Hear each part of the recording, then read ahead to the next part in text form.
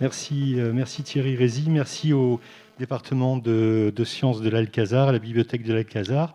Donc nous sommes très heureux de recevoir aujourd'hui Gabriel Chardin dans notre cycle de conférences Prenons le temps 2 pour revenir un peu sur l'historique. On ne savait pas, vous vous souvenez peut-être pour ceux qui avaient assisté au premier cycle, quand on avait conçu le cycle Prenons le temps 1, on ne savait pas qu'il y aurait une coupure spatio-temporelle du confinement et un trouble temporel assez important, plutôt inédit. Et grand bien nous a pris en fait d'imaginer, d'envisager un numéro 2 à partir du moment où on avait dit prenons le temps 1, on aura le temps de prendre ce temps, de faire autre chose, de continuer, de reprendre des conférences qu'on n'avait pas pu programmer. Et en même temps, on avait aussi envisagé cela parce qu'on savait que le temps était un sujet vaste, complexe, et qu'il faudrait au moins 2 saisons pour l'aborder. Si vous voyez ce programme, vous avez un texte au début qui dit plus précisément, que l'on a écrit avec mon associé Cécile Arnold, et qui dit plus précisément un peu le point de vue de cette saison. Et pourquoi soudain, quand on aborde le temps, c'est évident que l'on sait qu'il faut aborder l'astrophysique, mais pourquoi s'intéresser aussi à l'astrophysique ? Parce que cela concerne sûrement une autre réalité, avec des faits avérés et des hypothèses, parce que la notion du temps se complexifie, et alors pour nous, quand ça se complexifie, ça devient intéressant, et parce que c'est aussi une manière de mettre à l'épreuve, quand on n'est pas spécialiste de l'astrophysique, de mettre à l'épreuve nos capacités d'entendement. Et enfin, parce que c'était une perspective qui nous permet d'abord de nous éloigner de notre situation terrienne, on va dire, de prendre un peu du recul, d'imaginer, comme je le disais tout à l'heure, une autre réalité extra hors de la Terre, mais en même temps pour mieux peut-être revenir sur Terre et aborder, après avoir fait ce détour, des questions environnementales, des questions historiques, des questions philosophiques, des questions aussi de sciences humaines et sociales, qui seront le sujet et l'angle d'attaque des conférences que l'on a programmées pour toute l'année, pour toute la saison, jusqu'à mai 2021. Alors, la semaine dernière, on avait invité Samuel Boissier à la médiathèque de physique, à la médiathèque de Vitrolles, pardon. Et Samuel Boissier est astrophysicien, directeur de recherche également, et il fait partie du laboratoire d'astrophysique de Marseille. Et donc, c'était un début déjà pour approcher l'astrophysique. Et là, aujourd'hui, nous sommes très heureux donc, d'inviter Gabriel Chardin, qui est directeur de recherche CNRS et qui a reçu la médaille d'argent 2007, qui a été directeur scientifique de pas mal de laboratoires ou d'institutions. Et entre autres, il a été directeur du centre de spectrométrie nucléaire et de spectrométrie de masse à l'université Paris 11, et puis nommé président du comité des très grands équipements scientifiques et des grandes infrastructures. Maintenant, il est directeur de recherche CNRS et il est membre de ce laboratoire, le laboratoire Astroparticules et Cosmologie à l'université de Paris. Il a travaillé pendant sa carrière scientifique, il a travaillé sur l'observation des rayons gamma, sur l'étude de la stabilité de la matière, sur le rapport matière-antimatière. Apparemment, c'est une chose très importante pour Gabriel Chardin. Et à la recherche aussi, dans les années 2000, de la matière cachée de l'univers. Et maintenant, il est, depuis pas mal d'années aussi, il propose un nouveau modèle d'univers Donc on a trouvé que c'était très intéressant, bien sûr. Et en même temps, tout en ayant ce travail de scientifique à la pointe internationale, il a aussi fait l'effort d'aller vers le grand public en publiant plusieurs livres aux éditions du Pommier, dont l'un qui s'intitule L'insoutenable gravité de l'univers. Et ces livres, ils sont disponibles à la librairie L'Odeur du Temps à Marseille. Vous pourrez, si vous voulez, aller voir et les feuilleter et peut-être les acheter. Donc voilà, c'est Gabriel Chardin que nous recevons aujourd'hui, astrophysicien. Je suis très heureux qu'il ait accepté notre invitation et je vais lui laisser la parole.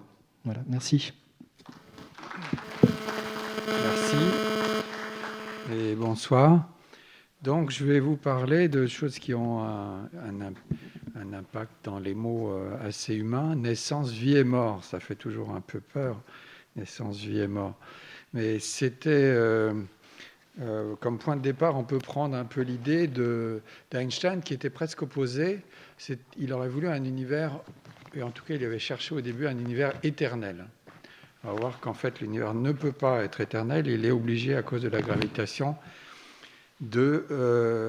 d'évoluer, de bouger et d'avoir un développement d'une certaine naissance à une certaine fin. Après, on peut imaginer aussi d'autres scénarios, mais ça, c'est quand même assez contraint.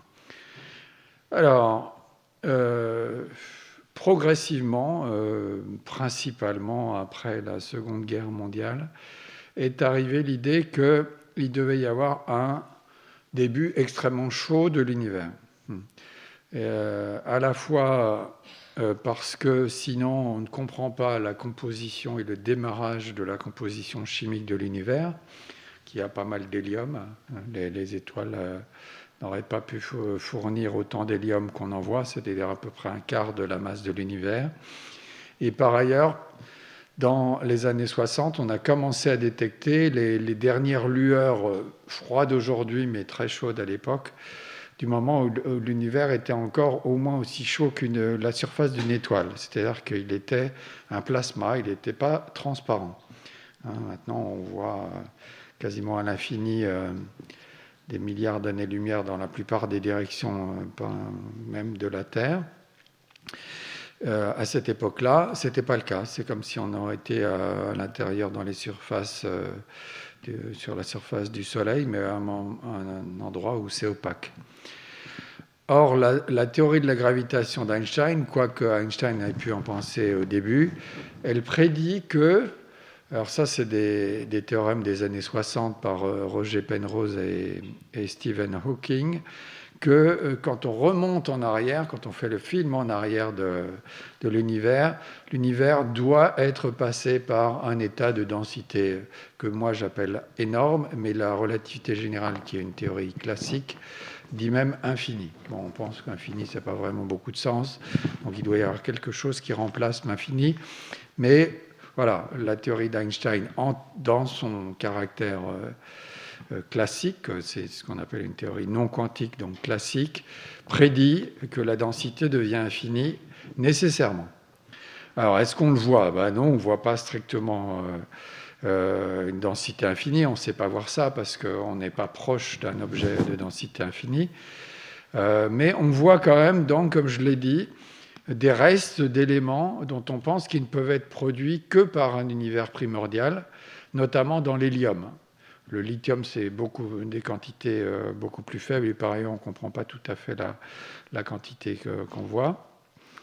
Et c'est ce qu'on appelle la nucléosynthèse. Nucléosynthèse, c'est la composition de deux mots. Nucléo, le noyau, et synthèse, la fabrication. On fabrique les noyaux, mais quand on fabrique les noyaux, il faut beaucoup de chaleur. Et donc, il faut au moins une température de quelque chose comme 1 milliard de degrés. On voit ces éléments, donc on pense que l'univers a certainement, je dirais que tous les scientifiques aujourd'hui sérieux sont d'accord pour dire que la nucléosynthèse a fabriqué des éléments avec un univers qui avait une petite fourchette étroite autour de 1 milliard de degrés.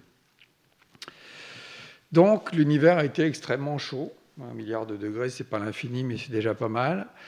Et on voit encore aujourd'hui, l'univers s'étant étendu, la température a beaucoup baissé. Hein, c'est un peu comme un gaz qui sort d'un pneu de bicyclette très compressé. La valve, quand il se détend, devient très froide si vous mettez le doigt dessus, parce qu'il se détend. Hein, il pousse sur l'extérieur, il fournit son énergie à l'extérieur. Et là, donc, il se refroidit. Il se refroidit inversement proportionnel à l'expansion de l'univers, c'est-à-dire la distance moyenne entre deux objets qui petit à petit croît dans le temps s'ils n'interagissent pas trop fortement avec la gravitation. Et donc aujourd'hui, c'était détecté pour la première fois par deux ingénieurs des Bell Labs aux États-Unis. Ils avaient détecté quelque chose qui à l'époque était à peu près 3 degrés, et aujourd'hui on a une précision extrême bien meilleure que ce que je mets là, 2,7 degrés, c'est 2, je ne sais plus combien, 735 degrés. On mesure extrêmement précisément cette température qui est très homogène et qui est le reste des instants où l'univers était en gros thermalisé, c'est-à-dire donc à la même température, comme l'intérieur d'une étoile. Hein. Donc ça, c'est beaucoup moins que la température précédente, mais disons, l'univers devient transparent. La surface du Soleil que vous voyez, hein, parce que c'est plus chaud au centre du Soleil, c'est à peu près 6000 degrés. L'univers est devenu transparent du fait qu'en fait, on regarde à des distances beaucoup plus énormes, à plutôt 3000 degrés, mais c'est du même ordre de grandeur. Et ça, dans l'univers standard, dans la cosmologie standard, donc qui est la science de l'évolution de l'univers, c'est vers 400 ou 380 000 ans d'âge. Pas nécessairement vrai d'ailleurs, parce qu'on se pose pas mal de questions sur le scénario standard aujourd'hui. Il y a des tensions un peu partout. Et à l'époque, donc, il était 1 milliard de fois plus dense, ce qui quand même n'est pas très très dense. Hein. Aujourd'hui, là ici, les objets sont très denses sur la Terre, mais si on va un peu dans l'univers moyen, l'univers intersidéral, il n'y a plus que de l'ordre de 1 atome par mètre cube, ce qui fait quand même vraiment pas beaucoup. Hein. Même si vous faites de l'ultravide ici, vous n'arriverez pas à seulement 1 atome par mètre cube, pour tout un tas de raisons. Alors, l'idée qu'il faut garder en tête, c'est la gravitation est un moteur inéluctable. Vous ne pouvez pas empêcher l'évolution de l'univers en raison de la gravitation. Alors ça, c'est une très belle image d'une grande réussite européenne. C'était Jean-Loup Puget qui était ce qu'on appelle le principal investigator, c'est le coordinateur de Planck HFI, l'instrument très très haute précision qui a fait cette carte de température. Elle a des zones bleues et des zones orange-rouge qui sont peut-être impressionnants au point de vue différence de température, mais ce qu'il faut garder en tête, c'est que ça, on a amplifié énormément par un facteur 100 000 les différences infimes de température sur cette sphère qui est homogène à 1 100 millième près. C'est 2,7 degrés à 1 100 millième près. Donc on voit projeté sur la surface céleste les restes d'un univers extrêmement homogène et extrêmement la même température. D'accord ? Donc ça, c'est une contrainte qu'on ne peut pas éviter et qui est, vous voyez, en fait, toute théorie aujourd'hui ne peut pas se permettre de dire « tiens, pour moi, je pense que l'univers est comme ça ». Il doit représenter, en gros, ce type d'image avec ces fluctuations très faibles, mais parfaitement existantes et parfaitement mesurées. Et on sait mesurer, Planck a été le premier à vraiment le mesurer très précisément, la façon dont la matière tombe ou est éjectée de ces différents endroits. Il y a non seulement la température, mais aussi la vitesse, ce qu'on appelle la polarisation, qui donc est une information extrêmement précise. Et un cosmologiste, s'il veut proposer un univers, il doit savoir reproduire ça. Ceci dit, dans la vie de l'univers tel qu'on le décrit aujourd'hui, il y a quand même un sacré problème, on va en passer en revue un certain nombre, c'est que sa composition est quand même extrêmement bizarre. La matière ordinaire n'a l'air, dans le modèle standard, de ne représenter qu'un peu moins de 5%, c'est-à-dire 1/20 de tout ce qu'il doit y avoir si on ne s'est pas trompé beaucoup dans la relativité d'Einstein, dans la description. Et ça, c'est quand même très, très bizarre. Et ça, jusque dans les années, qu'est-ce qu'on va dire, milieu des années 90, les gens pensaient, bon, d'accord, peut-être 15% de matière ordinaire, 85% de matière, on ne sait pas ce que c'est, matière noire, on va l'appeler, matière qui n'est pas visible, qui ne rayonne pas, qui ne fait pas des étoiles, qui a l'air d'être quelque part là. Et puis, donc, il s'est passé quelque chose en 1998, c'est qu'on a mis en évidence qu'il y avait une autre composante, la composante verte, qu'on appelle l'énergie noire. Mais cette énergie noire, c'est plutôt, on l'appelle comme ça, faute de savoir bien expliquer ce que c'est, qui a l'air de représenter un bon 70% de la densité de l'énergie de l'univers. Donc, vous voyez, nous, on est... En fait, si on regarde juste l'étoile et les planètes, ça a l'air d'être encore bien plus faible que ce que je dis là. Il y a plein de gaz qui ne s'est jamais condensé encore en planète et en étoile. Il va le faire, mais très lentement, parce que quand on fabrique des supernovae, quand on fabrique des étoiles, ça repart en arrière assez souvent, et ça empêche toutes les étoiles de se former en même temps. Voilà. Donc, il y a quand même un problème, c'est-à-dire qu'on ne voit pas plus de 95% de l'univers. Alors, matière noire d'abord. Bon, il y a l'air d'avoir de la matière manquante. Comment est-ce qu'on fait pour la détecter? Donc ça, il y a eu plusieurs façons. Dès les années 30, en fait, il y avait un physicien américain d'origine étrangère, Fritz Zwicky, qui n'était pas très apprécié de ses collègues parce qu'il faisait dès qu'il n'aimait pas quelqu'un, il le traitait d'imbécile sphérique, c'est-à-dire quelqu'un qui est un imbécile, quelle que soit la direction dans laquelle on le regarde. Et donc, il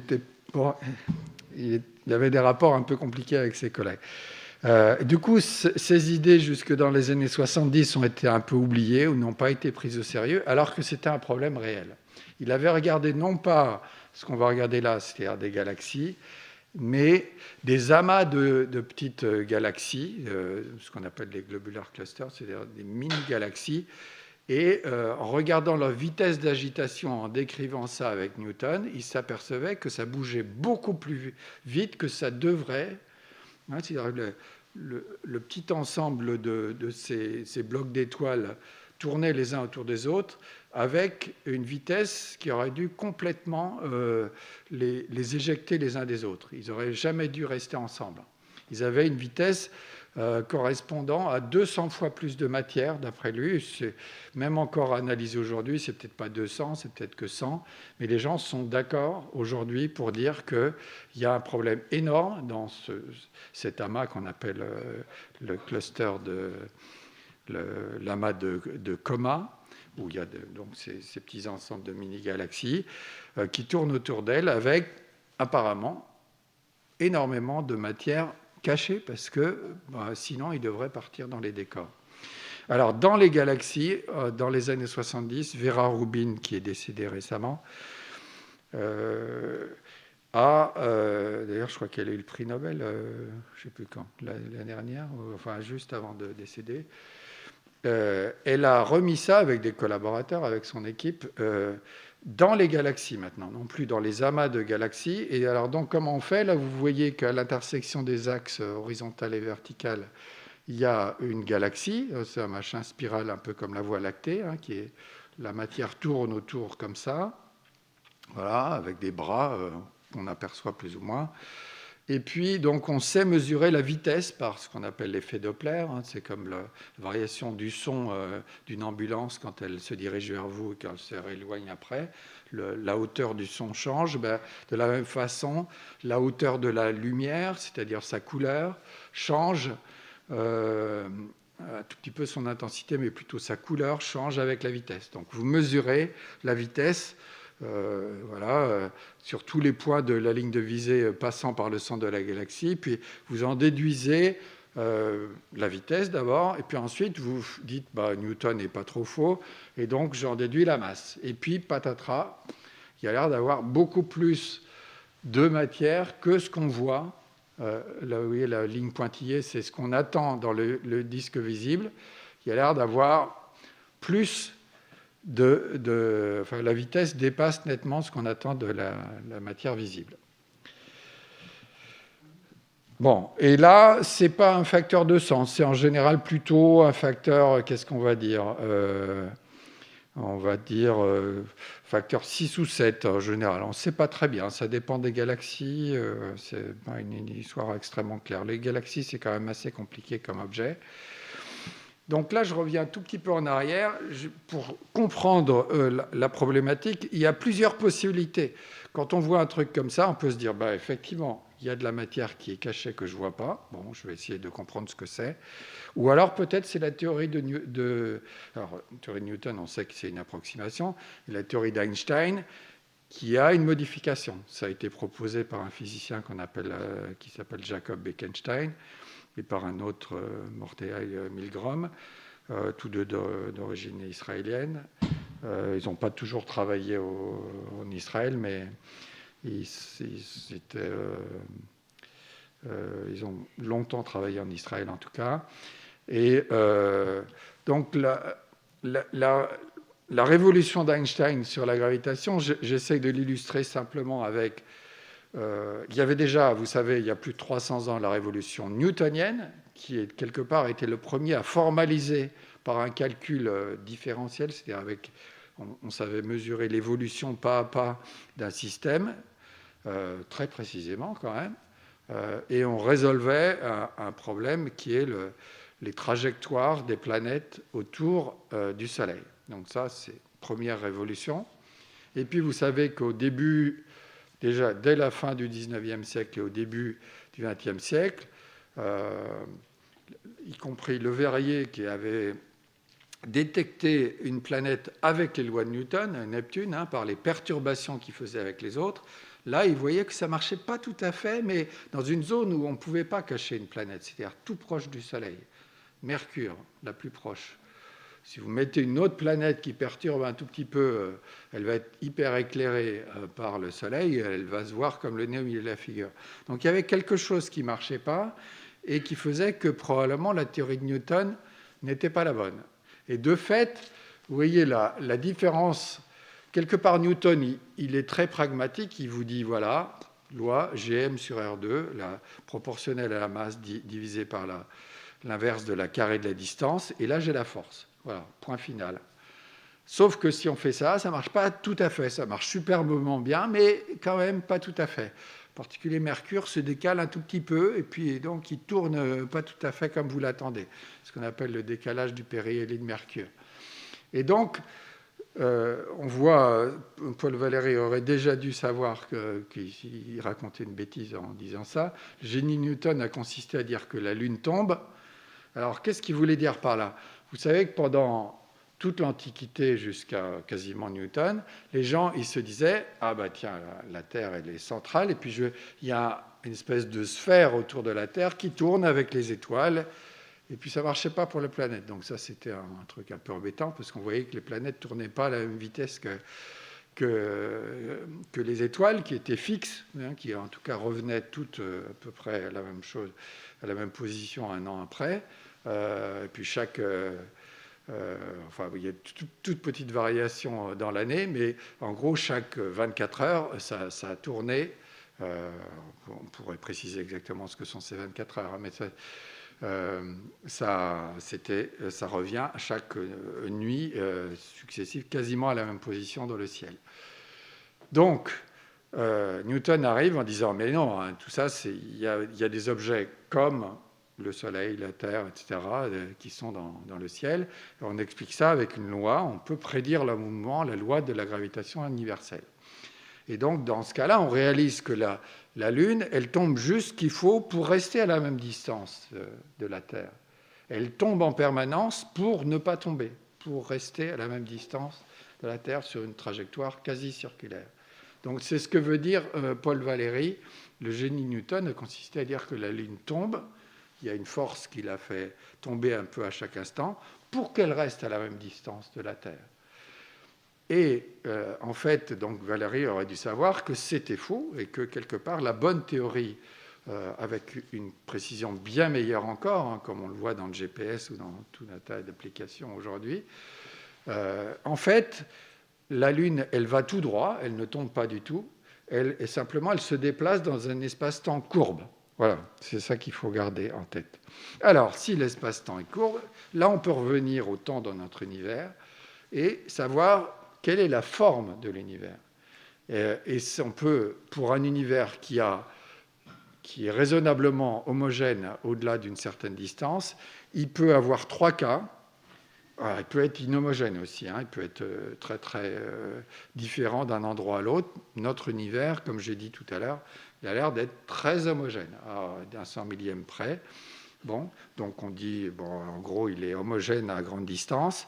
Il peut être fermé, ouvert ou juste entre les deux, critique, c'est-à-dire juste en train d'hésiter entre se retomber sur lui-même ou s'étendre à l'infini avec encore de la vitesse. Donc le rouge, c'est celui qui, on dit, il est fermé, il va à un moment donné dans le futur recollapser, se réeffondrer. Le vert, c'est celui qui a assez d'énergie pour continuer indéfiniment à éloigner encore à une vitesse non nulle les objets à l'infini. Et le critique, c'est celui qui va juste mourir un petit peu. Alors, bon, plus tout à fait dans la théorie standard, mais en tout cas qui est en permanence au bord de réeffondrement ou d'expansion plus rapide. Voilà. Donc les gens pensent aujourd'hui qu'on est très très proche d'un univers critique, c'est-à-dire juste au milieu des deux. Personnellement, je pense que c'est faux, mais c'est une hypothèse qui est très très ancrée dans la cosmologie actuelle. Et on a du mal un peu à en sortir. Alors, là, comme on n'a pas réussi à mettre mon Mac, je ne peux pas vous montrer l'animation, mais comment on mesure la courbure de l'univers? Comme on existe, vous allez voir après, depuis 14 milliards d'années à peu près, à l'âge de l'univers, qu'est-ce que c'est ces 14 milliards d'années? C'est en gros l'âge des objets les plus anciens qu'on voit, plus les mesures cosmologiques qui sont, voilà, elles sont un petit peu branlantes dans le sens qu'on n'est pas tout à fait, on ne comprend pas bien toutes ces histoires de composition. Mais la physique stellaire, on comprend assez bien. Et il y a l'air d'avoir des étoiles qui sont étonnamment proches de 14 milliards d'années. Donc l'univers, il est plutôt un peu au-dessus. On aurait tendance à lui mettre un âge un peu... Enfin, on va prendre comme hypothèse 14 milliards d'années, l'âge de l'univers. Et donc, si je veux mesurer son devenir, son type de devenir, ouvert, fermé ou critique, il faut que je regarde à une bonne fraction de ces 14 milliards d'années-lumière, maintenant, parce que sinon, je ne vois rien. Je vois un truc qui est plat. Hein. Quand la Terre elle a beau être ronde, si vous regardez à 1 mètre de distance, vous ne saurez pas si elle est plate ou pas plate. C'est pour ça qu'il y a tout un tas de gens qui sont assez bêtes pour penser que la Terre est plate. Je ne sais pas s'ils y croient réellement, mais... parce qu'en tout cas, ce n'est pas immédiat, avec des petites mesures locales, de se rendre compte si la Terre est plate, et encore donc beaucoup moins pour l'univers. Alors, comment est-ce qu'on fait? On prend des supernovae. Les supernovae sont des fins d'étoiles extrêmement explosives où, pendant quelques secondes, cette étoile devient plus lumineuse que toutes les étoiles de l'univers observable. Donc, on les voit hyper loin, à des milliards d'années-lumière. 10 milliards sans trop de problèmes. Pour bien les mesurer, ça devient difficile à 10 milliards d'années-lumière, mais en gros, c'est tout à fait accessible et on en connaît un certain nombre. Et ce type-là, alors, je veux dire, c'est bizarre, il y a 2 étoiles. En fait, c'est assez courant. Plus d'une étoile sur 2 se trouve dans un système binaire, c'est-à-dire où il y a 2 étoiles qui tournent l'une autour de l'autre. Ça vous surprend peut-être parce que notre Soleil est isolé, mais en fait, dans la nature, c'est comme ça. Et donc, vous avez une petite étoile, genre étoile à neutrons, une étoile normale à côté. Cette étoile bave, hein, comme notre Soleil bave. Il nous envoie des orages de protons et de choses qui stoppent le courant dans les plaines des États-Unis et du Canada. Donc il y a de la matière qui tombe, du soleil qui tombe petit à petit sur la Terre, peu, mais voilà. Et puis donc si vous avez un objet extrêmement compact à côté, l'étoile compacte va attirer et bouffer la matière, celle qui tombe dans sa direction. Et petit à petit, elle va avoir sa masse qui croît. Et puis une fois de temps en temps, il n'y en a pas beaucoup, c'est typiquement tous les 100 ans, peut-être tous les 50 ans dans notre galaxie, parce qu'il y a quand même une zone qu'on ne voit pas. Et ça explose de façon extrêmement massive parce qu'elle n'en peut plus elle supporte plus son propre poids, tellement on la gave, et ça, paf, ça s'effondre et ça repart en arrière et ça fait une supernovae. Ça, c'est visible, donc, comme je l'ai dit, à plusieurs milliards d'années-lumière. Et ça sert donc à, si on connaît et on sait que ces objets-là sont assez reproductibles, ce n'est pas des ampoules de 100 watts bien calibrées, mais quand même assez reproductible, ça permet de mesurer la variation de luminosité en fonction de l'expansion de l'univers qui donne une information sur la façon dont l'univers existe géométriquement. Et là, immense surprise en 1998, 2 groupes.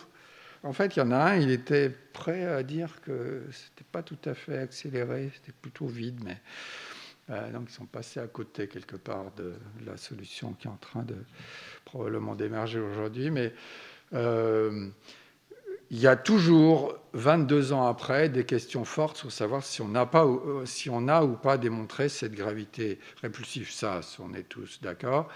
Mais est-ce qu'on a démontré l'accélération de l'expansion, qui est le libellé du prix Nobel de physique 2011, qui a été décerné à 3 Américains. Je ne sais pas s'il y en a peut-être un, c'est un Australien, Brian Schmidt, mais 2 Américains et un Australien. Et on voit là des pages de journaux scientifiques de vulgarisation où on parle de antigravité, qui était complètement tabou avant. La gravité répulsive est devenue le sujet majeur de recherche de quasiment tout cosmologiste ou une très grande partie des cosmologistes. Et donc, qu'est-ce que c'est ? Voilà, en dehors de l'observer, on ne sait pas exactement. Et quand on a mesuré petit à petit, il y avait une grande conférence en 2000, et j'étais assis à côté du prix Nobel Steven Weinberg, qui avait posé avant ce qu'on appelle le problème de la constante cosmologique, c'est-à-dire de l'énergie du vide qui peut effectivement accélérer l'expansion. Mais comme il faut que cette constante soit hyper bien réglée pour ne pas tout envoyer dans la nature ou au contraire tout réfondrer en un claquement de doigts, et même bien plus rapidement que ça, je l'ai entendu dire s'il n'y a vraiment pas moyen de faire autrement. C'est-à-dire que lui, il n'y croyait pas encore. Mais comme les mesures devenaient plus précises dès les années 2000, tout le monde s'est un peu converti à ça. Donc quand même, 98, gravité répulsive, alors que quand dans les années 80, on discutait de gravité répulsive, les gens s'en allaient en disant « mais complètement cinglé ». Et donc on arrive à ce qui résume le modèle cosmologique standard, qui est quand même extrêmement bizarre, vous allez voir. Donc Big Bang, ça tout le monde est d'accord. Très très dense et très chaud, voire infiniment, ça on ne sait pas. Ça décélère à mort, parce que la théorie met toutes les particules de masse positives. Et puis quand même, si on veut que l'univers soit homogène, on est obligé de réaccélérer derrière pour rendre l'univers homogène. C'est ce qu'on appelle l'inflation. Et ça, personne n'a une vraie théorie. Les gens disent si, je sais faire une théorie, mais oui, je raconte des bêtises dans le sens que je n'ai jamais vu un modèle correct qui soit une vraie théorie de l'inflation. Voilà, on suppose qu'il y a l'inflation. Bon, très bien, pourquoi pas. Et à ce moment-là, ça accélère l'expansion à mort pendant 10 puissance moins 35 secondes, c'est-à-dire quasiment un milliardième de milliardième de milliardième de milliardième de seconde, c'est-à-dire remarquablement peu. Ça doit s'arrêter, sinon l'univers devient totalement vide. Et après, ça doit repartir sur une décélération à mort. De moins en moins à mort, de moins en moins forte, jusqu'à arriver aujourd'hui où, depuis quelques milliards d'années, on vous dit là, c'est reparti pour l'accélération, avec l'énergie noire, qui est répulsive. Bon, je ne sais pas si vous croyez à ce scénario, mais personnellement, j'ai quand même du mal à y croire. Voilà. C'est ce que je résume là. Hein. Donc, au-delà de 10 puissance moins 44 secondes, personne ne sait ce que ça veut dire l'univers, parce que probablement temps, espace, tout ça n'existe pas vraiment. Il faut une théorie quantique. Toute petite période, durant tout juste 10 puissance moins 35 secondes, de décélération, mais à mort, et juste pour que soit ça ne s'effondre pas dans cette première fraction de seconde, soit ça ne part pas à l'infini en laissant l'univers complètement vide. Ça, c'est déjà un mystère. Phase d'accélération de l'expansion, de l'inflation, hyper courte aussi, et après, donc, on repart sur le scénario initial, une fois que l'univers a été bien homogène. Bon, pas terrible quand même. Mais c'est ce que tout le monde cherche depuis une bonne vingtaine d'années, ce qu'on appelle le modèle standard, depuis 1998. Alors, je vais parler de quelque chose qui a l'air d'être complètement différent, mais vous allez voir que ça nous sert pour la suite. Peut-on voyager dans le temps ? Parce que comme on parle du temps, qu'est-ce que ça veut dire, voyager dans le temps ? Alors, déjà, voyager dans le futur aussi loin qu'on veut dans le temps, ça, c'est pas très difficile. Il suffit, entre guillemets, de congeler une personne, de la maintenir strictement identique à elle-même, pas du tout l'abîmer, puis vous la réchauffez après l'avoir envoyée dans une fusée aussi loin que vous voulez. Ça, le voyage dans le futur aussi loin que vous voulez, dans le temps, dans l'espace-temps, c'est faisable. Par ailleurs, vous vous déplacez quelque part dans l'espace-temps à 1 seconde-lumière, quand même, 300 000 km par seconde, chaque seconde que vous avancez. Vous ne vous rendez pas compte, mais dans l'espace-temps et plus dans l'espace, vous avancez à la vitesse de la lumière. Attaché à ça, là, vous voyez que votre partie temps, mais quelque part dans l'espace-temps, vous avancez très, très, très vite. Et donc, il ne faut pas oublier ça.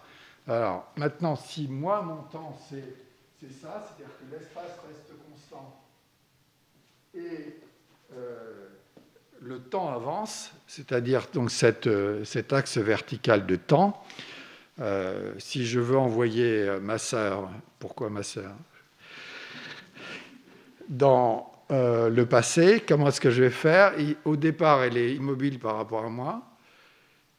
Et parce que donc ça, c'est parallèle. Et donc, je vais augmenter sa vitesse, c'est-à-dire qu'elle va faire quelque chose comme ça. Et là, la relativité vous dit, attention, vous ne pouvez pas dépasser 45 degrés. C'est la vitesse de la lumière. Quand j'exprime le temps et l'espace dans les bonnes unités, seconde lumière, et donc la longueur seconde, quoi.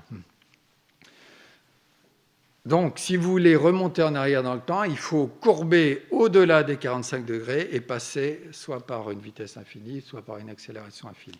Or, découvert en 1976, si j'accélère un corps, il ne peut pas rester complètement cohérent, il acquiert une température proportionnelle à l'accélération.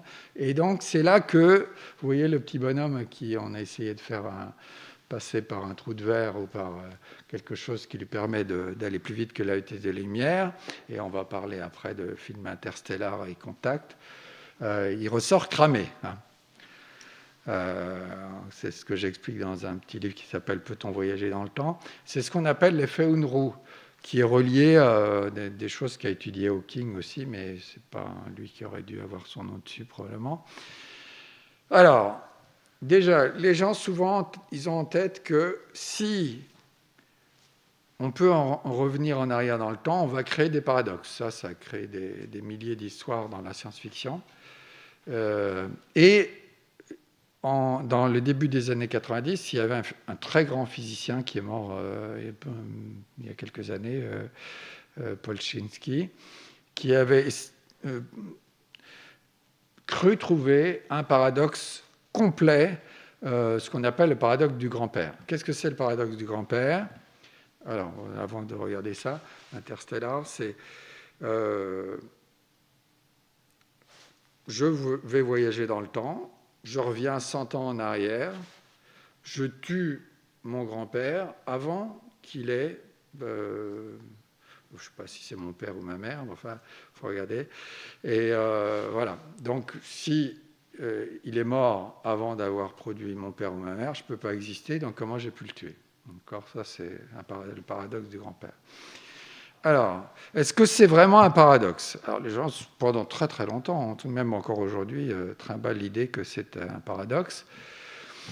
Et en fait, la question est devenue... Carl Sagan était lui-même un scientifique, c'était un très grand vulgarisateur. Il était en train d'écrire le scénario du film Contact avec Jodie Foster, où en gros, il y a à un moment donné un passage entre deux civilisations, et puis voilà, ils discutent et ils reviennent pour essayer d'éviter certaines bêtises. De la même façon, si on peut dire, Interstellar plus récemment, que peut-être plus d'entre vous ont vu, avec Matthew McConaughey, je ne sais pas comment ça se prononce. La NASA repère, ils ont déjà fait plein de conneries sur la Terre, mais ils repèrent la Terre en train de mourir de pollution et de poussière. Il n'y a quasiment plus rien qui pousse. Et ils repèrent du côté de Saturne un trou de verre. Alors, je ne sais pas comment ils l'ont repéré, parce que du côté de Saturne, c'est quand même pas évident. Enfin, probablement qu'on peut y arriver avec un truc genre Hubble Space Telescope. Et donc, ils ont envoyé quelques navires là-bas, et puis ils se sont aperçus que c'était une porte vers un deuxième univers. Et là, de l'autre côté, ils cherchent des planètes pour essayer de récupérer les conneries qu'on a fait sur Terre et trouver une deuxième naissance de l'humanité. Bon courage, je pense que ça ne marchera pas. Et je discutais avec des gens du CNES, je dis quand même, le scénario... Hein. Mais les gens du CNES sont tout à fait, donc l'agence spatiale française, tout à fait d'accord en disant il n'y a pas de solution B. Il ne faut pas cramer la planète parce qu'on n'arrivera jamais à faire l'essaimage sur d'autres planètes. Alors ça, c'est en gros le trou de verre. Vous êtes devant la porte et puis est-ce que c'est autorisé ou pas par la physique? Question que pose Carl Sagan à la fin des années 80 à Kip Thorne, qui entre-temps a eu le prix Nobel pour la découverte des ondes gravitationnelles qu'il n'a pas vraiment fait, mais enfin qu'il a quand même dirigé. Et donc, un trou de verre, c'est un machin comme ça. Donc là, on est dans le même espace. Hein. J'aurais pu faire 26 années-lumière entre la Terre et Vega, et puis ces planètes, parce que je ne vais pas atterrir sur Vega. Mais je me demande, est-ce que c'est possible d'avoir une porte? Ceux qui ont lu le livre de science-fiction remarquable, il s'appelle Hyperion. C'est-à-dire que les gens riches, ils peuvent s'acheter des portes comme ça dans l'espace-temps, et le soir, ils sortent sur leur terrasse qui leur montre un coucher de soleil dans un système triple. Après, ils reviennent sur la Terre ou ailleurs. Voilà, des portes dans l'espace-temps. Alors, en fait, si on fait ça, il y a plusieurs conséquences. D'abord, la théorie d'Einstein, dès qu'on décrit géométriquement, or là, je décris géométriquement une porte dans l'espace-temps, enfin, bon, pas tout à fait, hein, c'est plutôt dans l'espace, mais si je la maintiens permanente, c'est dans l'espace-temps, je décris en plus... dès qu'on a une description géométrique, on a une solution. Einstein vous dit, G mu nu égale T mu nu, la géométrie égale la matière.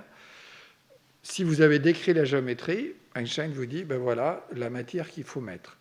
Alors après, on va revenir, ce n'est pas tout à fait une matière ordinaire, ce qu'on appelle une matière exotique. Donc, première chose, la première réponse qu'a donnée Kip Thorne, après quand même quelques semaines de réflexion, c'est, ben oui, quelque part, dès qu'on la décrit en tant que porte, et qu'on sait en expliquer la géométrie, les équations d'Einstein disent qu'il y a une solution, éventuellement instable. Alors, deuxième aspect, dès que vous avez ça, vous devez aller soit exactement à la vitesse de la lumière, ce qui est déjà bizarre, parce que bon, si le moindre photon qui passe comme ça et qui boucle sur lui-même, il va s'amplifier lui-même, il va faire un laser, il va détruire la porte. Donc, on n'aime pas trop. Donc on va faire quelque chose qui carrément voyage dans le temps, qui va se décaler par rapport à la vitesse de la lumière, et suivant le sens que vous prenez, vous allez aller dans le futur ou dans le passé, vous allez gagner ou pas du temps par rapport à la vitesse de la lumière. Alors, en tout cas, il y a un sens où si vous faites des bouclages, vous pouvez aller aussi loin que vous voulez en arrière dans le temps. En avant dans le temps, ça on savait faire, il suffit d'attendre. En arrière dans le temps, ça on ne sait pas faire en gardant sa mémoire et ça. Et alors, donc Polchinski arrive et dit imaginez, les deux portes là sont proches, l'entrée et la sortie de la porte sont proches, voilà, c'est les deux taches bleues qu'il y a là. La règle, c'est que quand j'envoie une balle, je gagne du temps dans ce sens-là, et donc ma balle, elle est ressortie 10 secondes avant que je l'y mette. Voilà, c'est ce que vous pouvez faire si vous avez une porte comme ça. Donc, si on a ça, je peux m'arranger pour que la balle s'empêche de rentrer elle-même. Donc, du coup, il y a un paradoxe. D'accord ? Alors, il envoie ça à Kipsord, qui, avec Novikov et d'autres, réfléchissent. Ça leur prend quelques semaines ou peut-être quelques mois, je ne sais pas. Et en fait, ils trouvent la solution, c'est qu'en fait, ça n'est pas un vrai paradoxe. Effectivement, certaines configurations ne vont jamais se passer, parce que si on s'empêche de rentrer, on s'empêche de rentrer et le truc ne se passe pas. Par contre, il existe une infinité de solutions comme celle-là, où en fait, avec exactement le même point de départ, exactement la même position de l'entrée et de la sortie de la porte, la boule va se défléchir elle-même pour quand même rentrer, et pas comme on l'avait prévu, de façon contradictoire, mais de façon un peu différente. Et ce nombre de solutions est infini. Il peut même y avoir des configurations où la boule passe entre les deux sans rien faire, se cogner une fois, se cogner deux fois, se cogner n fois, et il y a une infinité de solutions. On peut montrer qu'il y a toujours une infinité de solutions. Alors, donc, plutôt qu'une impossibilité, paradoxe qu'on aurait eu, qui était le sens commun d'avant, en fait, on s'aperçoit qu'on a une infinité de solutions, une indétermination. On part d'une situation parfaitement définie, on arrive à plein d'alternatives. On est passé d'une histoire à plusieurs histoires alternatives. Et ça ressemble à la mécanique quantique. C'est de leur conjecture, et je pense que ça n'a jamais été vraiment démontré. Mais c'est potentiellement une explication à la mécanique quantique et à son côté probabiliste, multi-histoire. Alors, donc là, je reviens à une autre question, et c'est pour arriver dans la dernière partie de mon exposé à ce que moi j'ai fait. Où est passée l'antimatière ? Pourquoi je parle de l'antimatière ? Parce que l'antimatière, dans la théorie, on va revenir quelques instants dessus, c'est la matière qui remonte le temps. Il y a une équivalence très forte entre remonter le temps et changer le sens de l'énergie. Là, on a dit, pour arriver à faire une porte dans l'espace-temps, à l'interstellar, il faut de la matière exotique, c'est-à-dire de la matière qui, en gros, soit est de pression négative, soit... Ça paraît bizarre, la pression négative, c'est-à-dire qu'au lieu de vous pousser vers l'extérieur, c'est un truc qui essaye de vous ramener vers l'intérieur et de collapser. Mais ça existe dans la nature, et on se connaît des exemples. Et plus bizarre, de l'énergie négative. On connaît aussi des exemples, d'ailleurs, avec des petites quantités d'énergie négative, mais on connaît des exemples. Donc, du coup, je me suis dit, oui, il faut de la matière pas ordinaire, mais pourquoi pas ? Et donc, dans la théorie, justement, l'antimatière est la matière qui apparaît comme d'énergie négative. Donc, regardons. Et la théorie standard nous dit qu'il n'y a pas d'antimatière qui est restée dans notre univers, un tout petit peu, parce que l'univers est violent, donc il refabrique dans les collisions l'antimatière, mais en première approximation, il n'y a pas d'antimatière.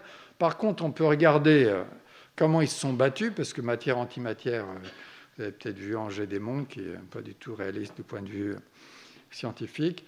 Le CERN est censé avoir fabriqué 10 grammes. Ils ont fabriqué moins d'1 microgramme en 50 ans. Donc,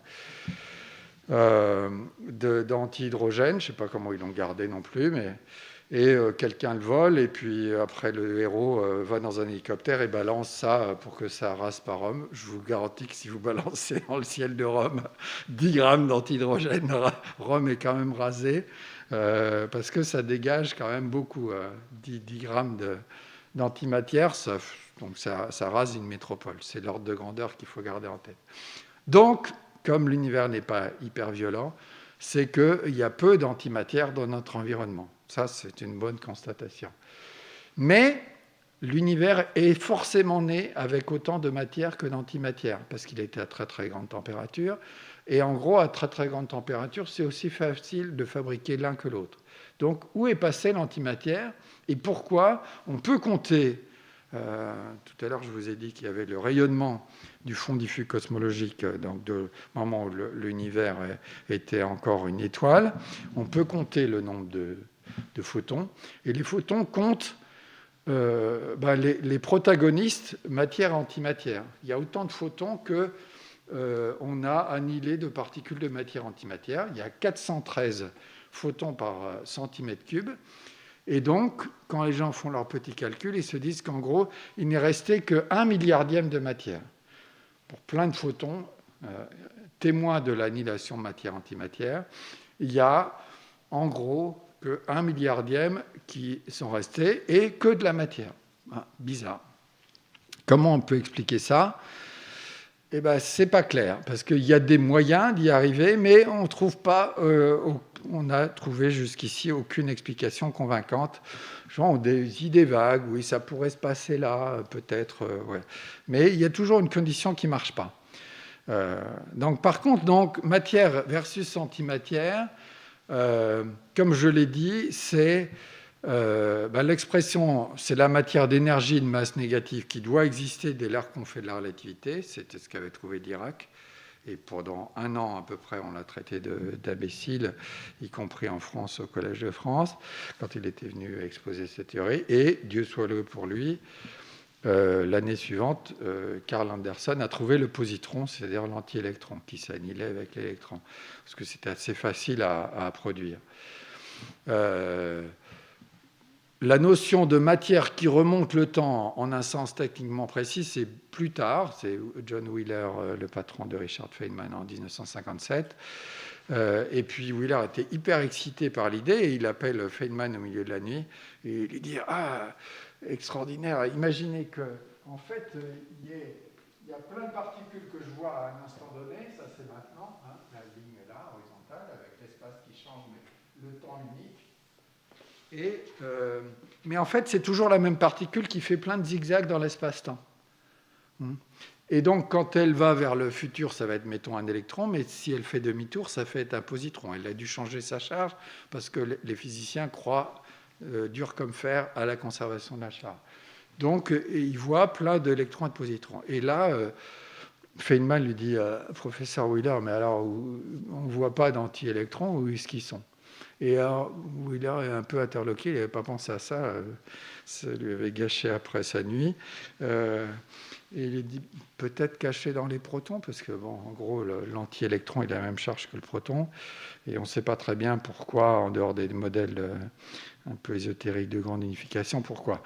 Bon, apparemment, ce n'est pas ça la réponse, mais voilà. Donc, en tout cas, il y a un lien très très fort entre antimatière, changer le signe de l'énergie, donc masse et énergie négative, et puis remonter en arrière dans le temps. Ça, c'est des symétries très très fortes en physique.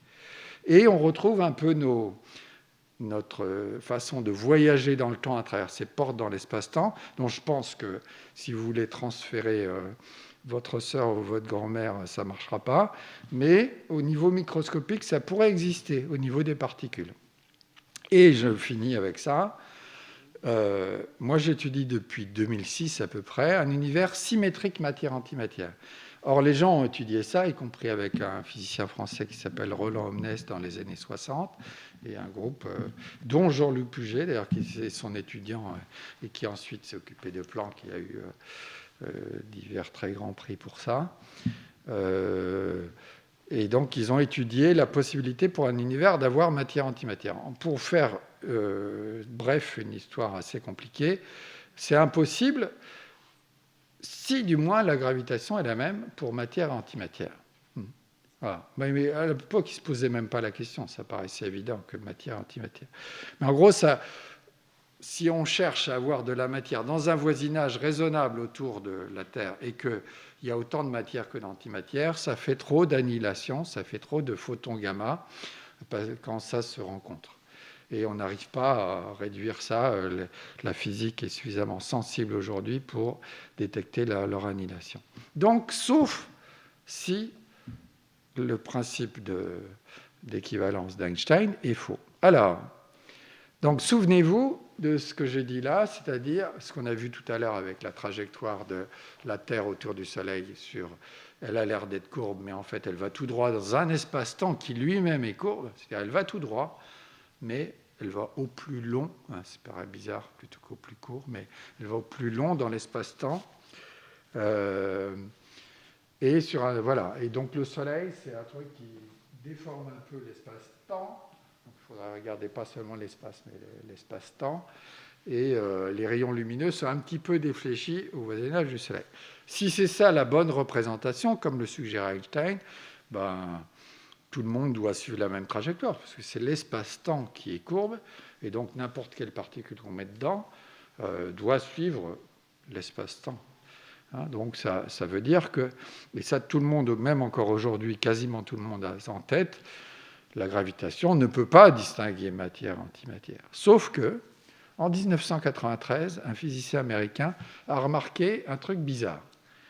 Prenez des masses négatives, supposez que ça existe, or ça existe dans la théorie, notamment quand on cherche à faire des trous de verre qui ressemblent à des particules, ce qu'on appelle, Brandon Carter appelait des vortons, des machins qui ressemblent à des particules. Alors, que se passe-t-il ? Si je mets une masse d'1 kg et je la laisse tomber, ça c'est l'expérience de Galilée, tout bête, ça tombe avec 9,8 mètres par seconde carrée vers le bas, d'accord ? Pas de surprise. Je prends moins 1 kg, supposant que ça existe, qu'est-ce qui se passe ? Ça tombe aussi, dit la relativité générale. C'est ce qu'on appelle les masses de Bondi. Pourquoi ? Parce qu'on a mis dans le principe d'équivalence dedans, l'espace-temps est courbe, mais maintenant, attachez l'un à l'autre avec autre chose que la gravitation. Si vous mettez la gravitation, ils vont tomber toujours ensemble, mais attachez-le avec une force électromagnétique, une force atomique, quoi. Et dans ce cas-là, ils ne tombent plus. Alors que chacun tombait, l'un attaché à l'autre se met comme ça. Et ça, pourquoi ça ? Parce que si je veux qu'une masse négative tombe, il faut que je la tire vers le haut, avec une force qui... Parce que sinon, sa masse étant négative, je dois avoir une force qui est dirigée vers le haut pour la faire aller vers le bas. C'est contre-intuitif, mais on connaît par ailleurs des systèmes physiques qui sont comme ça. Si vous attachez l'un à l'autre, effectivement, la masse de 1 kg, elle essaye de tirer comme ça. Du coup, elle fait remonter l'autre. Et du coup, elles se compensent. Comme elles ont chacune 1 kg, elles se mettent à léviter. Et il a écrit un petit article dans American Journal of Physics en disant c'est bizarre, quoi. Et donc, en fait, si on a des masses négatives dans la théorie d'Einstein, on ne peut pas respecter le principe d'équivalence. C'est ça la surprise. C'est-à-dire que dès lors qu'on va donner des propriétés un peu réalistes à ces masses négatives, on va avoir de la lévitation et toujours de la polarisation. C'est-à-dire que les masses négatives vont chercher à aller vers le haut et même vont aller vers le haut si vous les laissez libres. Et donc, on va avoir de l'antigravité. Donc, c'est ça que j'ai étudié. En fait,